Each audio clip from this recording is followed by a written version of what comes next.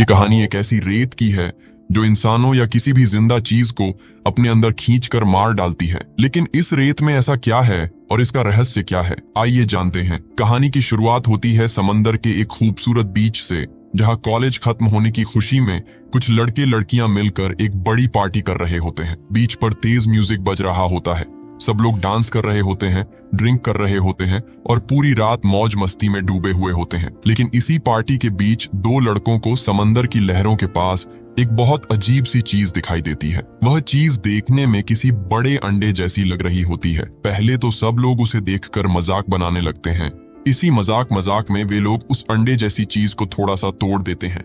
उस वक्त किसी को अंदाजा भी नहीं होता कि उन्होंने बहुत बड़ी गलती कर दी है। इसके बाद पार्टी चलती रहती है, सब लोग रात भर एंजॉय करते हैं और फिर थक कर बीच पर ही इधर उधर सो जाते हैं। अब जब सुबह होती है तो एक एक करके सबकी आंखें खुलने लगती हैं। इन्हीं में हम एक लड़की को देखते हैं जिसका नाम मार्शा होता है। मार्शा एक टेबल पर सोई हुई होती है। जैसे ही उसकी आंख खुलती है उसे अपनी तबीयत बहुत खराब लगने लगती है, उसे उल्टी आने लगती है। बाकी लोगों को लगता है कि शायद रात में ज्यादा ड्रिंक करने की वजह से उसकी हालत ऐसी हो रही है, लेकिन मार्शा को अंदर से कुछ बहुत अजीब महसूस हो रहा था। इसी दौरान हम कायली को देखते हैं। कायली की नजर सामने रेत पर बैठी एक चिड़िया पर जाती है। वह चिड़िया बिल्कुल नॉर्मल तरीके से रेत पर बैठी होती है, लेकिन अगले ही पल अचानक वही रेत उस चिड़िया को अपने अंदर खींच लेती है। ये देखकर कायली के होश उड़ जाते हैं। उसे समझ ही नहीं आता कि अभी उसकी आंखों के सामने क्या हुआ। तभी कायली की नजर मार्शा पर जाती है, जो टेबल से नीचे उतरने वाली होती है। कायली तुरंत चिल्लाकर उससे कहती है कि मार्शा,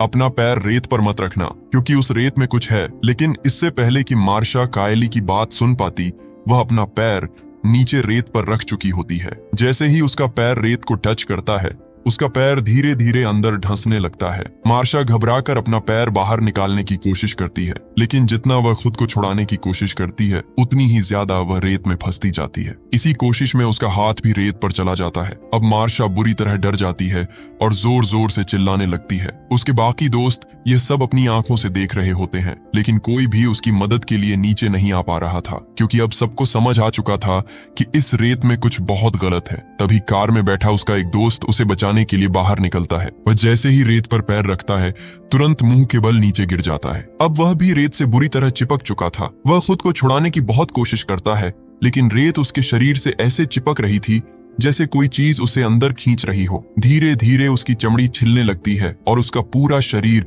बुरी तरह जख्मी हो जाता है। यह देखकर उसके दोस्त घबरा जाते हैं। वे लोग जल्दी से कार स्टार्ट करने की कोशिश करते हैं ताकि किसी तरह उसे खींचकर ऊपर निकाला जा सके, लेकिन उनकी किस्मत यहाँ भी साथ नहीं देती, क्योंकि कार स्टार्ट ही नहीं होती। अब उसका एक दोस्त उसकी तरफ रोप फेंकता है ताकि वह उसे पकड़ सके, लेकिन वह लड़का इतनी बुरी हालत में था कि रोप पकड़ना तो दूर, वह ठीक से हिल भी नहीं पा रहा था। और फिर अगले ही कुछ पलों में वह पूरी तरह रेत के अंदर समा जाता है। बाकी लोग बस बेबस होकर उसे मरते हुए देखते रह जाते हैं। अब सब लोग यही सोचने लगते हैं कि अगर जिंदा बचना है तो किसी भी हालत में इस बीच से निकलना होगा।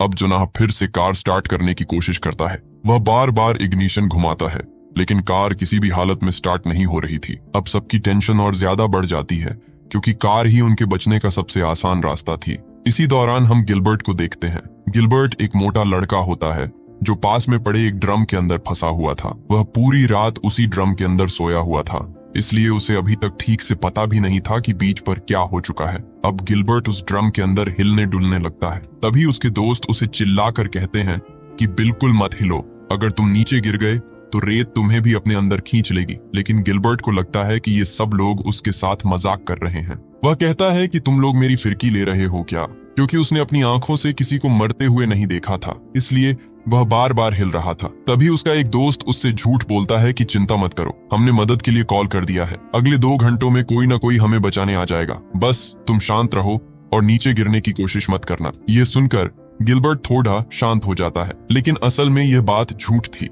कोई मदद नहीं आने वाली थी। वे सभी लोग इस सुनसान बीच पर बुरी तरह फंस चुके थे।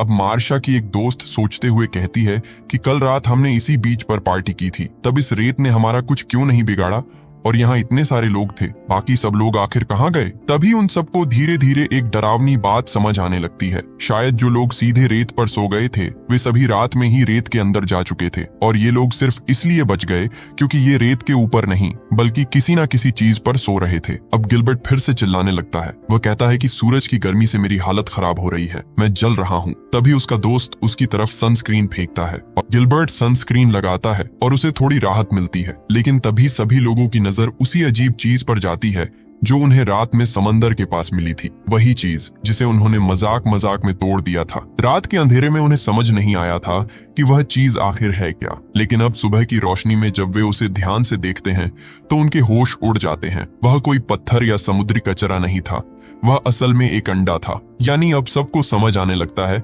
कि उस अंडे के अंदर जो भी चीज थी वह बाहर आ चुकी है, और हो सकता है कि वही चीज अब इस रेत के अंदर फैल चुकी हो। अब जोनाह को भी समझ आ जाता है कि ऐसे बैठे रहने से कुछ नहीं होगा, इसीलिए जोनाह वहां पड़ा एक स्केटबोर्ड उठाता है और उस पर पैर रखकर टेबल तक जाने की कोशिश करता है। वह धीरे धीरे स्केटबोर्ड के सहारे आगे बढ़ता है, लेकिन जैसे ही वह टेबल के पास पहुंचता है उसका बोर्ड फिसलने लगता है और उसका बैलेंस पूरी तरह बिगड़ जाता है। तभी अचानक रेत के अंदर से कोई अजीब सी चीज बाहर आती है और जोनाह के पेट को टच कर देती है। जोनाह डर तो जाता है लेकिन हिम्मत नहीं हारता। वह किसी तरह खुद को संभालता है और जल्दी से टेबल के ऊपर चढ़ जाता है। उस टेबल पर एक बैग रखा होता है जिसके अंदर खाने पीने का कुछ सामान था। जोनाह उस बैग को खोलता है तो उसे उसमें एक केला मिलता है, लेकिन जैसे ही वह उसे खाता है उसे उल्टी होने लगती है, और जब वह अपने पेट की तरफ देखता है तो वहां एक अजीब सा घाव बन चुका था। असल में रेत के अंदर छुपी उस चीज ने जोनाह को टच कर दिया था, जिसकी वजह से उसके पेट पर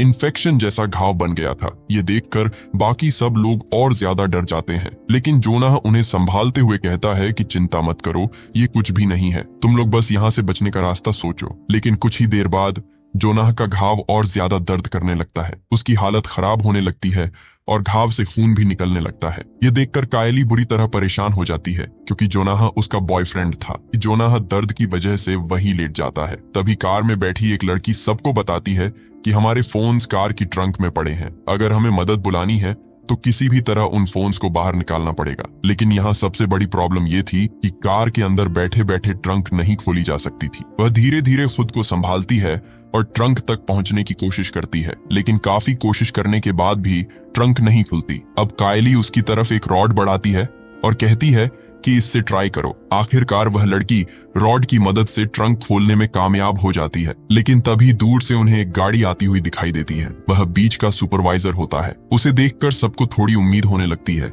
कि शायद अब कोई उन्हें बचा लेगा, और तभी ट्रंक खोलने वाली लड़की की उंगलियां उसी ट्रंक में फंस जाती हैं। अगले ही पल ट्रंक बंद हो जाती है और वह दर्द से जोर जोर से चीखने लगती है। अब सुपरवाइजर उनके पास आता है। वह पहले तो उन्हें देखकर ताना मारता है कि तुम लोगों की जनरेशन शराब पीने के बाद ऐसे ही उल्टे सीधे काम करती है, लेकिन वे सभी उसे बताते हैं कि हम मजाक नहीं कर रहे, हम सच में बहुत बड़ी मुसीबत में फंसे हुए हैं। सुपरवाइजर अपनी गाड़ी उनकी तरफ लाता है और नीचे उतरने लगता है। तभी सब लोग एक साथ चिल्लाते हैं कि रेत पर पैर मत रखना, लेकिन जैसे ही सुपरवाइजर रेत पर पैर रखता है उसे कुछ नहीं होता। ये देखकर सब लोग हैरान रह जाते हैं। सबसे पहले सुपरवाइजर जोनाह के पास जाता है। वह जोनाह के पेट का घाव देखकर चौंक जाता है। इसके बाद वह गिलबर्ट को ड्रम से बाहर निकालने की कोशिश करता है, लेकिन गिलबर्ट इतना भारी था कि सुपरवाइजर उसे हिला तक नहीं पाता। फिर वह कहता है कि चिंता मत करो, मैं थोड़ी देर में अपनी टीम को यहाँ बुला लूंगा, वे लोग आकर तुम सबको यहाँ से निकाल लेंगे। लेकिन मुझे ये समझ नहीं आ रहा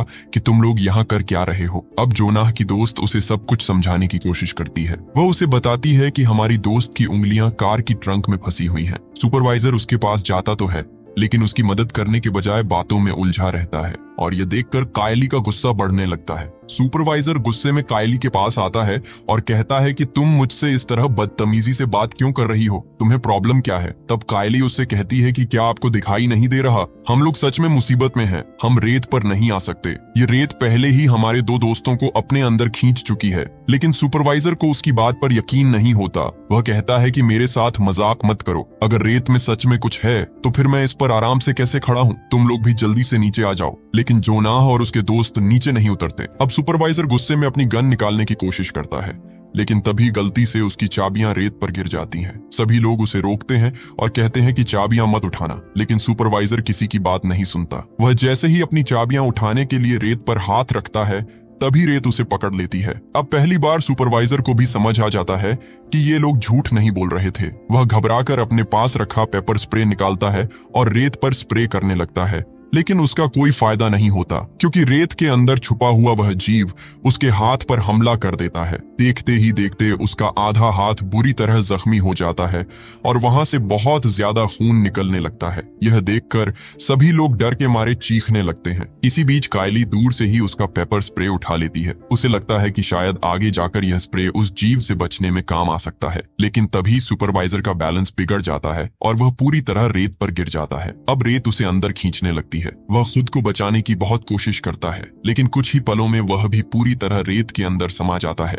अब सब लोग फिर से सदमे में आ जाते हैं क्योंकि उनकी आखिरी उम्मीद भी उनकी आंखों के सामने मारी जा चुकी थी। इसके बाद ऊपर कैबिन में बैठे जोनाह के दोस्त आपस में बात करते हैं। तभी उन्हें समझ आता है कि सुपरवाइजर को शुरू में इसलिए कुछ नहीं हुआ था क्योंकि उसके जूते बहुत मजबूत थे। उसकी स्किन सीधे रेत को टच नहीं कर रही थी, लेकिन जैसे ही उसने अपना नंगा हाथ रेत पर रखा, उस जीव ने उसे पकड़ लिया। इसीलिए कैबिन में बैठा वह लड़का अपने दोस्तों से कहता है कि मेरी तरफ टॉवल फेंको। अगर हम टॉवल को अपने पैरों पर बांध लेंगे तो शायद हमारी स्किन रेत को टच नहीं करेगी और हम यहाँ से निकल पाएंगे। अब उसके दोस्त उसकी तरफ टॉवल फेंकते हैं, लेकिन टॉवल पकड़ने के चक्कर में उसका बैलेंस बिगड़ जाता है और वह सीधे नीचे रेत पर गिर जाता है। जैसे ही वह रेत पर गिरता है, रेत के अंदर से धागों जैसी कई चीजें बाहर निकलती हैं। वो चीजें असल में उस क्रीचर के टेंटिकल्स थे। वे टेंटिकल्स उसके पूरे शरीर से चिपक जाते हैं और उसका खून खींचने लगते हैं। वह दर्द से जोर जोर से चिल्लाता है, लेकिन कोई भी उसकी मदद नहीं कर पाता और देखते ही देखते वह भी बाकी लोगों की तरह रेत के अंदर गायब हो जाता है। यह देखकर सभी लोग और ज्यादा डर जाते हैं। इसके बाद कायली चांदा से कहती है कि कैबिन की ग्रिल को सीधा पकड़ कर रखो। कायली एक और ग्रिल लगाती है और फिर उसी के सहारे ऊपर कैबिन से कूदकर कार तक पहुंच जाती है। जैसे ही कायली कार में आती है, वह गुस्से में चांदा को थप्पड़ मार देती है क्योंकि इस बीच पर पार्टी करने का प्लान चांदा का ही था। अब दोनों मिलकर उस लड़की की मदद करने लगती है जिसकी उंगलियां कार की ट्रंक में फंसी हुई थीं। काफी कोशिशों के बाद वे उसकी उंगलियां ट्रंक से बाहर निकाल लेते हैं। इसके बाद वे उसके हाथ पर टॉवल बांध देती हैं ताकि खून ज्यादा न बहे। तभी दूसरी तरफ हम गिलबर्ट को देखते हैं। गिलबर्ट अभी भी उसी ड्रम के अंदर फंसा हुआ था। अब उसके शरीर से खून भी निकलने लगता है और जैसे ही उसका खून नीचे रेत पर गिरता है, रेत के अंदर से फिर से टेंटिकल्स बाहर आने लगते हैं। यानी उस क्रीचर को अब पता चल चुका था कि यहाँ एक और इंसान मौजूद है। दूसरी तरफ कायली और चांदा कैबिन की ग्रिल्स को जोड़कर टेबल तक जाने का रास्ता बना लेती है। अब चांदा उसी रास्ते से जोनाह के पास पहुंचती है। तभी कार की ट्रंक में फंसी हुई लड़की कायली से कहती है कि अब तुम्हें यहाँ से चले जाना चाहिए क्योंकि मेरे हाथ से खून निकल रहा है और अगर ये खून रेत पर गिर गया तो वह क्रीचर हम पर हमला कर देगा। इसीलिए कायली भी उसी ग्रिल के सहारे चलकर वहां पहुंच जाती है। अब आखिरकार वह घायल उंगली वाली लड़की भी ग्रिल पर चलना शुरू करती है। वह बहुत संभल कर आगे बढ़ रही होती है, लेकिन उसके हाथ से लगातार खून निकल रहा था। तभी अचानक उसके हाथ से खून की कुछ बूंदें नीचे रेत पर गिर जाती हैं और जैसे ही वह घबराकर खुद को संभालने की कोशिश करती है, उसका बैलेंस बिगड़ जाता है। वह सीधे नीचे रेत पर गिर जाती है। बाकी लोग उसे बचाने के लिए चिल्लाते रह जाते हैं, लेकिन अब बहुत देर हो चुकी थी। रेत उसे भी अपने अंदर खींच लेती है और वह भी देखते ही देखते गायब हो जाती है। दूसरी तरफ हम गिलबर्ट को देखते हैं जिसके ड्रम पर भी खून गिर रहा था और उसी खून की वजह से रेत के अंदर छुपे टेंटिकल्स अब उसकी तरफ बढ़ने लगते हैं। अब हम चांदा को देखते हैं। चांदा अपने पैरों पर टॉवल बांधती है और धीरे धीरे रेत पर चलना शुरू करती है। इस बार उसे कुछ नहीं होता, यानी टॉवल की वजह से उसकी स्किन सीधे रेत को टच नहीं कर रही थी। चांदा जल्दी से सुपरवाइजर की कार के ऊपर चढ़ जाती है। ये देखकर गिलबर्ट भी खुश हो जाता है। उसे लगता है कि अब शायद सब लोग यहाँ से बच जाएंगे, लेकिन गिलबर्ट को यह नहीं पता था कि नीचे से उन टेंटिकल्स ने उसके ड्रम को अंदर ही अंदर खोखला कर दिया था। अब अचानक वे टेंटिकल्स काफी बड़े हो जाते हैं और गिलबर्ट के पूरे शरीर से लिपट जाते हैं। गिलबर्ट दर्द से चिल्लाने लगता है।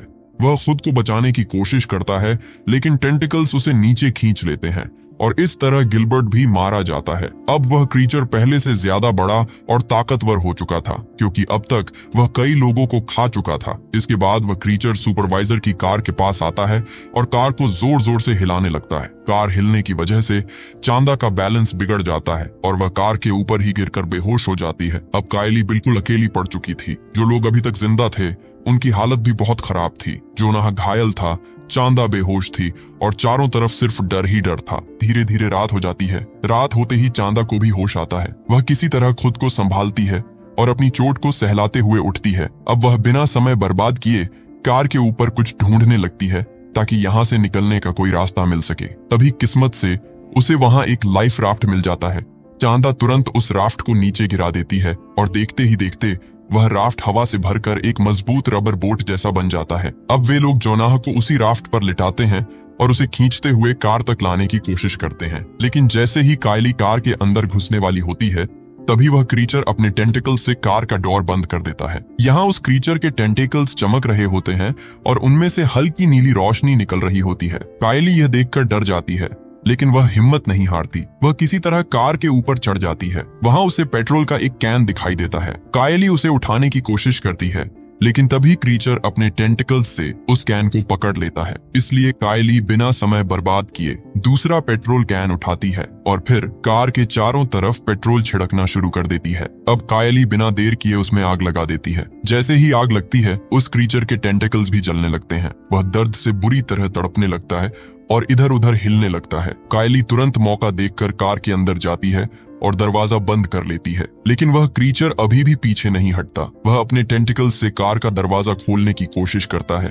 कायली अंदर से पूरी ताकत लगाकर दरवाजा पकड़े रहती है लेकिन अब आग की वजह से उस क्रीचर की ताकत कमजोर पड़ने लगी थी। वह कुछ देर तक तड़पता है और फिर वापस रेत के अंदर चला जाता है। अब यह रात उन लोगों के लिए बहुत लंबी हो चुकी थी। तीनों बहुत ज्यादा डरे हुए थे, इसलिए वे लोग कार के अंदर ही बैठे बैठे रात काटते हैं।